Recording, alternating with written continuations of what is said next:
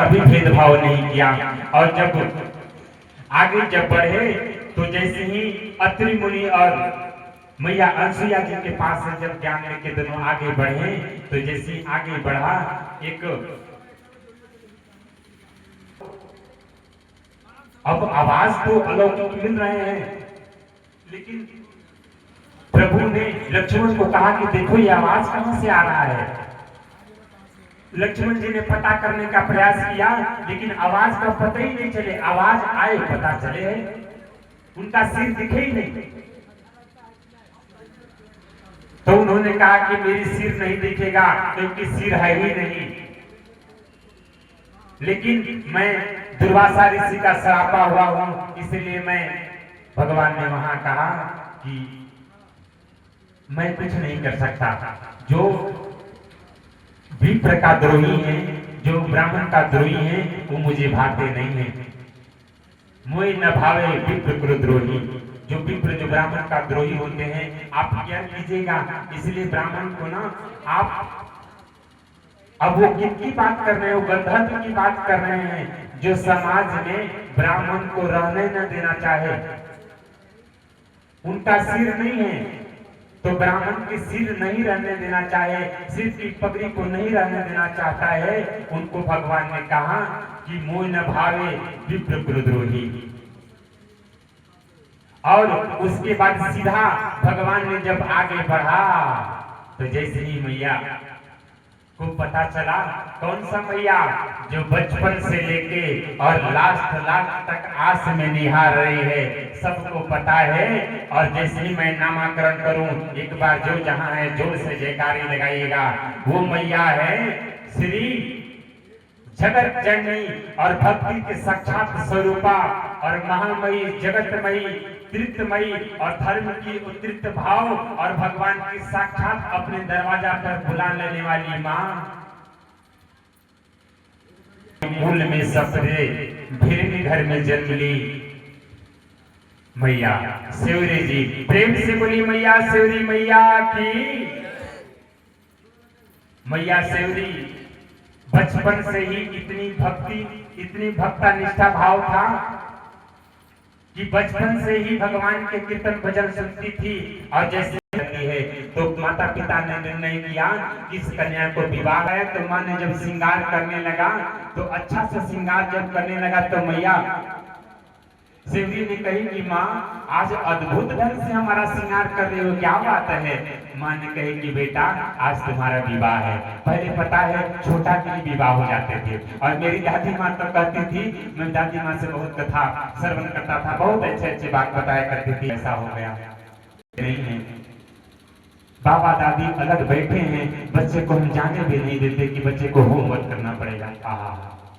माता पिता बाबा दादी आज जो वो पढ़ाए हैं ना, मैं जो सब्जेक्ट में पढ़ा, मैं अपने धर्म ग्रंथ को जो पढ़ा कभी कभी मिस कर जाता हूँ, लेकिन मेरी दादी माँ जो पढ़ाई है ना वो कंठस्थ है। और जब तक मेरी काया चलेगा मेरी दादी माँ का पढ़ाया हुआ ज्ञान जीवित रहेगा।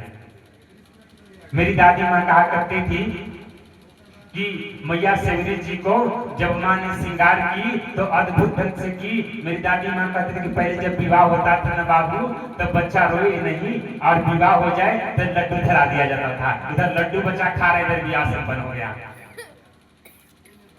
और मैया सेवरी जी का जब श्रृंगार होगा तो अपनी माँ से पूछी कि माँ आज अद्भुत ढंग से श्रृंगार हो रहा है, क्या बात है। माँ ने कही कि बेटा ये सब जो पशु पंछी आए हैं ना, ये जो रूम में बंद हैं, तुम्हारी विवाह की कार्यक्रम है और कल बारात आने वाला है और बारात आएगा और ये सारी बराती की सेवा के लिए पशु पंछी आए हैं। तो उसके बाद आपका विवाह होगा, आप अपने ससुराल की ओर चले जाओगे। और इसी बात को जैसी मैया ने सुनी, मैया सेवरी जी ने सुनी कि मेरी विवाह होना है और मेरा विवाह होना है तो होना है, कोई बात नहीं, संसार का रीत है तो अच्छा बात है। लेकिन हमारी एक घर बसने से ये लाखों पशु पंछी हमारे बराती की सेवा में मारे जाएंगे। एक परिवार को बसने से ये लाखों परिवार उजाड़ दिए जाएंगे, तो हमको विवाह ही नहीं करना।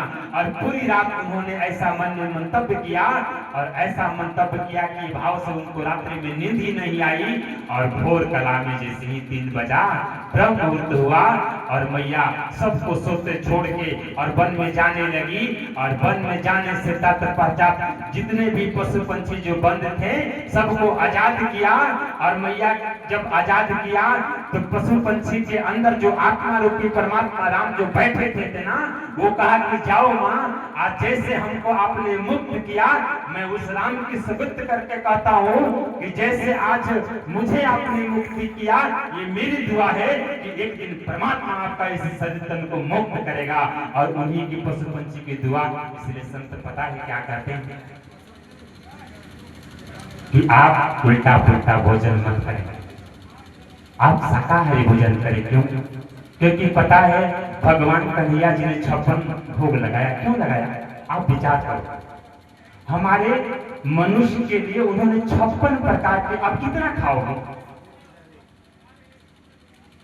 क्योंकि संतों ने कहा है कि कस्तूरी कुंडल बसे मृग ढूंढे बनमाई, कस्तूरी कुंडल बसे मृग ढूंढे बनमाई, वैसे घट घट राम है दुनिया जाने नाई, वैसे घट घट राम है दुनिया जाने नाई। हम सोचते हैं ना कि हम मनुष्य हैं तो हम ही केवल परमात्मा है। ऐसा नहीं मेरी माई बाप, सब में परमात्मा बसा है। और इसीलिए गोस्वामी जी ने कितना अच्छा एक चौपाई लिखा है पता है? उन्होंने जब लिखा तो उन्होंने लिखा कि जे वही जीव मोरे समुख होहि, जन्म कोटि अध ना सही तबहि। उन्होंने लिखा तो नहीं लिखा कि मनुष्य, उन्होंने नहीं लिखा कि देवता, क्या लिखा? जे वही जीव। क्या करता है कि वो पशु पंछी की आत्मा जब पूर्णता होगा तो नहीं पड़ेगा।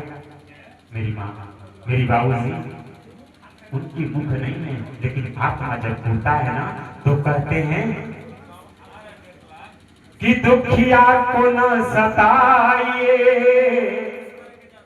दुखिया को न सताइए, दुखिया देगा रोए। कभी नहीं उल्टा पुल्टा भोजन करना चाहिए, वो दुख होगा आत्मा को। दुखिया को न सताइए, दुखिया देगा रोए, और दुखिया के जिस दिन मुखिया सुने। मुखिया कौन है? हमारी पंचायत परम मुखिया नहीं, परम मुखिया परमात्मा राजा राम। जिस दिन दुखिया का मुखिया सुने, सोच तेरी दशा का हो, सोच तेरी दशा क्या हो। इसलिए मैं इस संत के नाते इस व्यासपीठ से मैं निहोरा करता हूँ कि आप अपने भोजन को संभालिए और शुद्ध और पवित्र भोजन करिए। और उसके बाद जैसे ही मैया शिवरी जी के पास भगवान ने पहुंचा तो मैया सबको आजाद की, वन में जाने लगी। और वन में पता है वो वन नहीं, भयानक वन, और नारी तन, और साथ में कोई नहीं, और युवा अवस्था, घर भी नहीं बसा है, किसके पास जाए। और उस समय की मर्यादा था कि कहीं भी संत के आश्रम में नारी का कोई अलाउ नहीं थे, मैया का कोई अलाउ नहीं थे। क्यों? क्योंकि ब्रह्मचर्य संतगण रहते थे, पुरुष रहते थे, मैया कोई जाए तो उनकी इंद्रियां संभाल नहीं पाएगा, इसलिए नारी को कोई अलाउ नहीं करते थे। इसलिए नारी उस आश्रम में नहीं रहा करती थी, उस आश्रम से ज्ञान नहीं लेती थी। लेकिन अब जब वन में गई तो मैया शिवरी जी सिर्फ रोती थी कि हे प्रभु, या तो हमारी जन्म ही नहीं देता, और जन्म अगर दिए हो तो ऐसा कुछ कर देते मेरे जीवन में कि अपने शरीर को कैसे अब संभालूं, या तो पशु पंछी खा जाए तो मेरे शरीर को समाप्त कर दो प्रभु, या तो आप मिलो, या तो ऐसा कोई व्यवस्था कराओ जिससे मेरी भक्ति और आपका गुणगान कर सकूं। और जैसे ही रो के ऐसा कही, तुरंत थोड़ी देर के बाद एक आश्रम दिखाई दिया। और पता है वो आश्रम किसका है? जिनको और उनको आशीर्वाद दिया, मैं तो आशीर्वाद दिया कहता हूँ, लोग कहते हैं कि शराब दिया, लेकिन नहीं, कोई संत कभी शराब नहीं देते, संत आशीर्वाद देते हैं।